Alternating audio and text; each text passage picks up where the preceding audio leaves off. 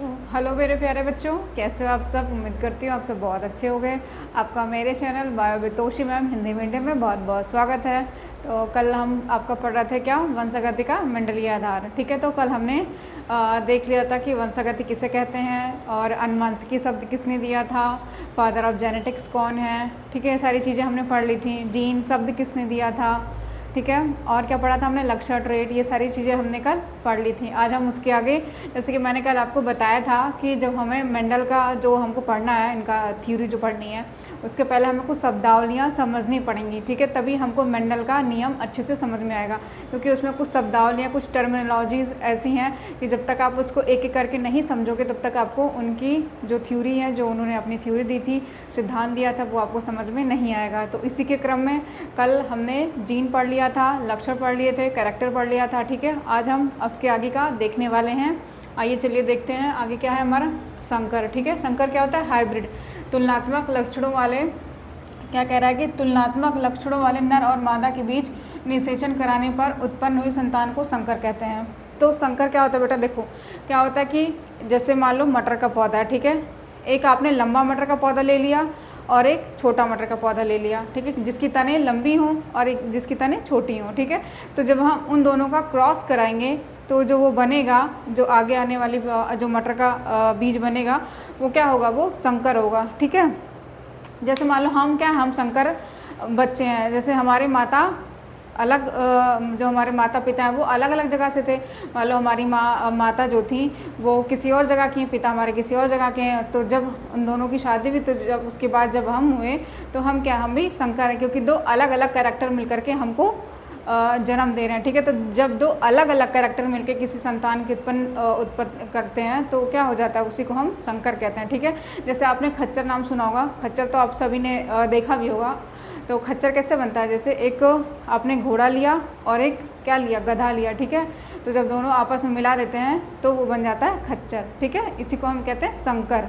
ठीक है, तो दो अलग अलग चीज़ें जब अलग अलग लक्षणों वाले नर और मादा के बीच निषेचन कराते हैं तो हमारा जो संतान होती है उसको हम क्या कहते हैं, संकर कहते हैं। ठीक है, इस विधि को हम कहते हैं संकर या हाइब्रिडाइजेशन। ठीक है, इतना समझ में आया संकर किसे कहते हैं। संकर का मतलब दो अलग अलग नर मादा मिलेंगे तभी जो पौधा या जो बच्चा बनेगा वही क्या हो जाएगा, हमारा संकर हो जाएगा। ठीक है, संकर संतान उसी को हम कहते हैं। ठीक है, जैसे कि हम मंडल का नियम आगे पढ़ेंगे तो उसमें आपको मिलेगा कि एक लंबा पौधा था और एक छोटा पौधा था। तो जो लंबा पौधा और एक छोटे पौधे का क्रॉस कराया गया, एक लंबा एक छोटा, जब दोनों का क्रॉस कराया गया तो जो आगे आने वाली पीढ़ी में जो बच्चा हुआ, जो मटर का पौधा हुआ, वो क्या हुआ, वो संकर हुआ। ठीक है, उसमें या तो माता के गुण आएंगे, पिता के गुण आएंगे, किसी एक का गुण आएगा, चाहे लंबे तने वाला है चाहे छोटे तने वाला पौधा बनेगा। ठीक है, अभी हम आगे बताएंगे आपको डिटेल में। ठीक है, अब देखो अगला क्या हमारा, एलील। एलील क्या होता है, एलील या एलिलोमॉर्फ। ठीक है, ये क्या होता है, देखो एक ही गुण के विभिन्न विपर्याय रूपों को प्रकट करने वाले कारकों को एलील्स कहते हैं। ठीक है, जैसे मान लो समझो कि आप गए, अभी तो गर्मी का सीज़न चल रहा है, आप सब आइसक्रीम तो खाए होगे। ठीक है, अब आइसक्रीम में देखो, आप जब दुकान पे जाते हो तो पूछता है दुकान वाला कि आपको कौन से फ्लेवर की आइसक्रीम चाहिए। तो आप मुझे कमेंट करके बताना कि आपको कौन से फ्लेवर की आइसक्रीम पसंद है। वनीला होता है और कौन सा चॉकलेट फ्लेवर होता है, मतलब बहुत सारे फ्लेवर्स होते हैं ना। तो वही जो बहुत सारे फ्लेवर्स होते हैं उसी को हम कहते हैं एलिल्स, क्योंकि आइसक्रीम तो एक है। ठीक है, एलिल तो एक है, जैसे जीन तो एक है, और उसके अंदर जो एलिल्स होते हैं वही क्या होता है, वो एलिल्स अलग अलग होते हैं। जैसे आपने आइसक्रीम खाया, आपने बोला आइसक्रीम को, तो एक आइसक्रीम के वैरायटीज़ तो कई सारे ना, जैसे वनीला फ्लेवर, चॉकलेट फ्लेवर और बटर स्कॉच फ्लेवर। तो ये सब क्या है, आइसक्रीम एक ही है, लेकिन क्या इसकी ये वैराइटीज़ है ना। तो वैसे ही हमारे एलिल्स होते हैं। ठीक है, तो एक ही गुण एक ही होगा, लेकिन क्या होंगे, उसके विभिन्न रूप होंगे। ठीक है, गुण एक ही होगा लेकिन उसके रूप अलग होंगे। जैसे आइसक्रीम एक है लेकिन उसके क्या है, विभिन्न रूप हैं। बटर स्कॉच फ्लेवर और कौन सा मैंने बताया अभी, चॉकलेट फ्लेवर, वनीला फ्लेवर्स, तो ये सब क्या है, उसके रूप हो गए अलग अलग। ठीक है, तो उसको प्रकट करने वाले कारकों को आप क्या कहते हो, एलील्स कहते हो। ठीक है, और ये शब्द किसने दिया था, मैंने कल भी आपको बोला था कि अनुवांशिक शब्द किसने दिया था, याद कर लेना। जीन शब्द किसने दिया था, याद कर लेना। तो अनुवांशिक शब्द किसने कहा, किसने शब्द दिया था, W बैटसन ने। जबकि जीन किसने दिया था, जॉनसन ने दिया था। ठीक है, याद रहेगा ना। तो वैसे ये शब्द भी आपके लिए ज़रूरी है कि बैटसन एवं सैंडर्स ने ये शब्द दिया था, शब्द क्या दिया था? एलिल। एलिल सबसे पहली बार किसने बोला था?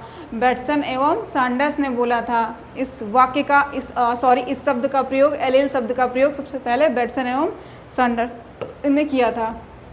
तो समझ में आया क्या होता है एलिल, ठीक है। अभी देखो जैसे ये लंबा पौधा है और एक बौना पौधा। अभी हम आगे मंडल का जब नियम पढ़ेंगे तो उसमें आपको देखने को मिलेगा कि मंडल ने एक लंबे पौधे एक बौने पौधे पे क्रॉस कराया था। तो जो लंबा होगा वो हमेशा कैपिटल टी में और जो डॉर्फ होगा वो स्मॉल टी को हम शो कराते हैं, ठीक है। अब आगे देखो क्या कह रहा है कि जीनोटाइप। जीनोटाइप क्या होता है? यह जीव का आनुवंशिक या जीन संगठन है, ठीक है। जीन मैंने कल आपको समझाया था ना कि जीन क्या होता है। इसमें जितनी भी चीज़ें लिखी हैं आपको हर एक छोटे छोटे चीज़ का मतलब जब तक नहीं समझ में आएगा बेटा ना, तब तक आपको मंडल का नियम नहीं समझ में आएगा। तो जीन को मैंने कल आपको डिटेल में बताया था, आप डिटेल में जाके देख के आओ जीन किसे कहते हैं, ठीक है। जीन क्या होता है? डीएनए के ऊपर मोतियों के माले के जैसे वो लगे रहते हैं, ठीक है। जीन ही क्या होता है? आपके आनुवंशिक जो लक्षण होते हैं एक पीढ़ी से दूसरी पीढ़ी में ले जाने का काम करते हैं, ठीक है। तो यह जीव का आनुवंशिक या जीन संगठन होता है, ठीक है। इसको आप जीनोटाइप कहते हैं। जैसे capital T small T small T. तो ये सब जब यह मंडल के नियम पढ़ोगे तब ये सब वहाँ पे यूज होगा। जब हम कैपिटल टी की बात करेंगे तो ये लंबा पौधा होगा। जब हम स्मॉल टी की बात करेंगे तो ये बौना पौधा, ये छोटा पौधा हो जाएगा और ये बौना पौधा हो जाएगा, ठीक है, संकर पौधा हो जाएगा। तो ये सारी चीज़ें हम आगे चल के अभी देखेंगे, ठीक है। अब अगला देखो क्या आ रहा है? फिनोटाइप। तो एक चीज़ और पूछता है कि फिनोटाइप और जीनोटाइप। जब हम मंडल के नियम पढ़ेंगे तो वहाँ पे आपको फिनोटाइप और जीनोटाइप देखने को मिलेगा कि फिनोटाइप रेशियो कितना होता है और जीनोटाइप रेशियो कितना होता है। तो जीनोटाइप जो होता है बेटा वो आपको बाहर से नहीं दिखेगा, ठीक है। जीनोटाइप क्योंकि वो शरीर के अंदर होता है, तो जब आप बाहरी किसी चीज़ को देखोगे, किसी संरचना को देखोगे तो वो आपको नहीं दिखेगा क्योंकि वो अंदर होता है। जबकि फिनोटाइप का मतलब है दृश्य रूप, ठीक है, जिससे आप बाहर से उसको देख करके बता दो कि हाँ ये मटर का पौधा, ये टमाटर का पौधा, ये किस चीज़ का फलाना पौधा है। तो जिस चीज़ को आप देख के बता दो वो फिनोटाइप। और जीनोटाइप जो शरीर के अंदर होता है क्योंकि वो जीन फॉर्म में होता है, जीन आपके डीएनए में होता है। डीएनए तो आपको खुद ही नहीं दिखता तो आपको जीन कहाँ से दिखेगा, है ना। तो देखो, तो आपने जीनोटाइप समझ लिया कि ये जीन संगठन है, ठीक है। जैसे capital T small T capital T, ये सारे क्या हमारे जीन संगठन होते हैं, ठीक है। और फिनोटाइप में क्या होता है? दृश्य रूप, जिसको आप देख के बता दो। जैसे रूप, रंग, उसका रूप कैसा है, उसका रंग कैसा है, मेल है कि फीमेल है, हरा है कि पीला है, रंग कैसा है, सफ़ेद है, लाल है। तो ये सारी चीज़ें जैसे आप बाहर से ही देख के बता दो कि ये पौधा कैसा है तो उसको आप फिनोटाइप कहोगे, ठीक है। और जिसको आप ना देख के बता सको, जो जीन एक पीढ़ी से दूसरी पीढ़ी में चले आए, आप ना देख के पाओ, उसको आप क्या कहोगे? उसको आप जीनोटाइप कहोगे, ठीक है। इतना समझ में आया फिनोटाइप और जीनोटाइप। देखो अब आगे क्या हुआ?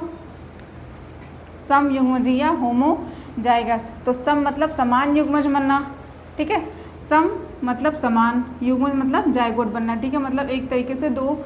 अब देखो आगे हम देखते क्या करा है। जब एक जीव में एक लक्षण के लिए दोनों जीन्स समान प्रकार के हों, तो होमो मतलब क्या? समान, और हेट्रो मतलब यहीं पे भिन्न भिन्न हो जाएगा, ठीक है।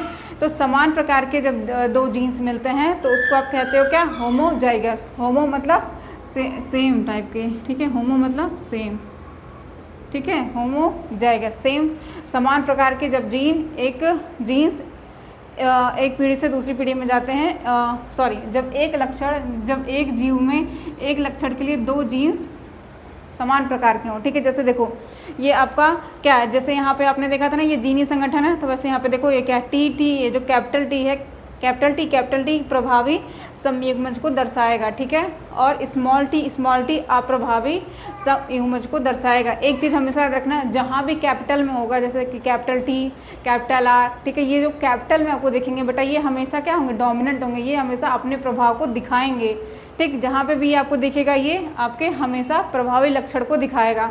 तो ये क्या है? कैपिटल टी यहाँ पे आपको दिख गया ना, तो कैपिटल टी मतलब प्रभावी समयुग्मज।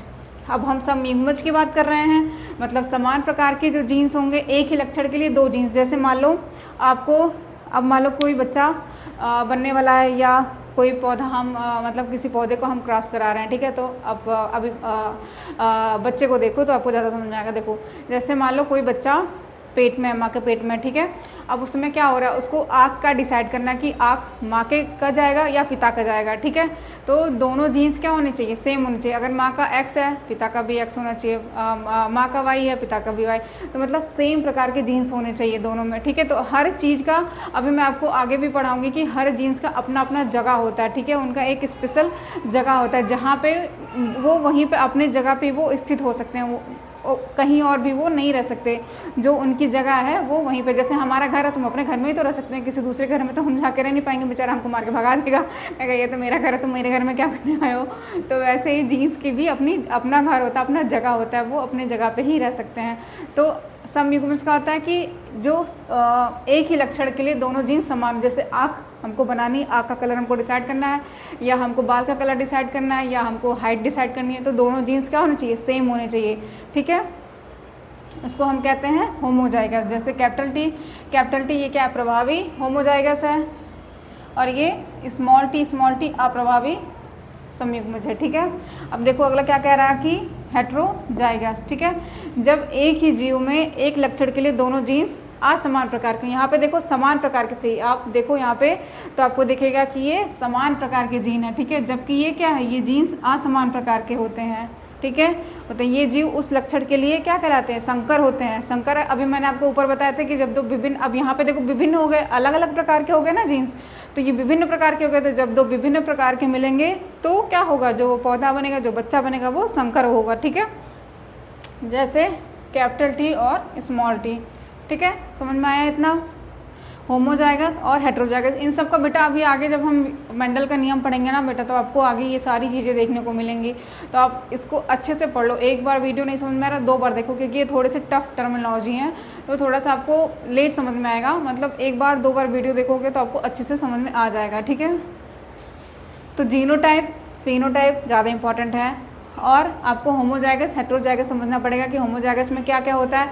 होमो मतलब समान प्रकार के, तो ये देखो दोनों अगर कैपिटल हैं तो दोनों कैपिटल हैं, अगर स्मॉल है तो दोनों स्मॉल हैं। तो अगर दोनों स्मॉल है या दोनों कैपिटल हैं तो आपका क्या हो जाएगा, वो होमोजाइगस हो जाएगा। जबकि हेट्रोजाइगस में क्या, हेट्रो मतलब विषम या अलग, डिफरेंट टाइप के अगर आपके जीन्स मिल रहे हैं तो वो क्या हो जाएगा आपका विषम युग्मज या हेट्रोजाइगस, ठीक है। जैसे एक देखो, एक ये क्या है, एक ये कैपिटल है, एक ये स्मॉल है, तो उसमें दोनों जीन्स क्या हो रहे हैं, अलग अलग प्रकार के मिल रहे हैं, तो इसी को आपने क्या कह दिया, हेट्रोजाइगस, ठीक है। समझ में आया बेटा।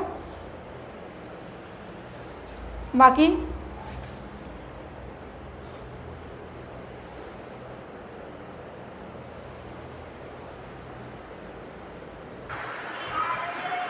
अगला देखो बेटा क्या हमारा अगला है जीन बिंदु या जीन लोकस, ठीक है।